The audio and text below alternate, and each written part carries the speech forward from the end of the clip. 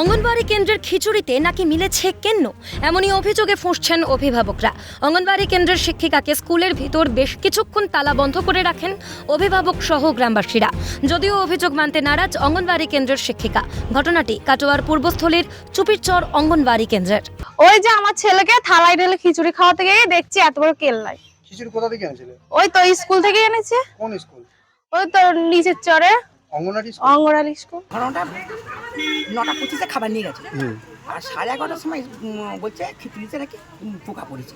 আচ্ছা, ওটা বাড়ি থেকে নিয়ে এসে দেখাচ্ছে না না এখানে? বাড়িতে আমি কালকে বিকেলবেলা শুনলাম। খবর পেয়ে ঘটনাস্থলে পৌঁছয় স্থানীয় তৃণমূল নেতৃত্ব। অভিভাবকদের অভিযোগ মেনে নিয়ে শিক্ষিকার একজন সহকারী রাখার সিদ্ধান্ত নেওয়া হয়েছে প্রশাসনের তরফে।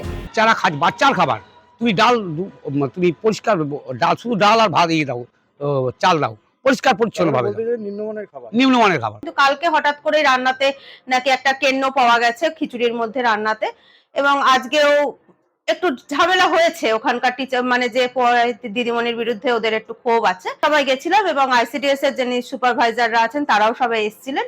তারা সবাই মিলে একটা ডিসিশন নেওয়া হয়েছে যে তাকে এখন একজন রান্নাতে হেল্প করবে। ঘটনাস্থলে পৌঁছে শিক্ষিকাকে উদ্ধার করে পূর্বস্থলী থানার পুলিশ।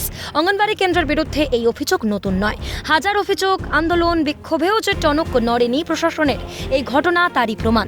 কবে বদলাবে চিত্রটা? শিশুদের প্রতি অবহেলার অবসান কবে? প্রশ্নগুলো থেকেই যায়। অরুণ সেনগুপ্তের রিপোর্ট, ক্যালকাটা নিউজ।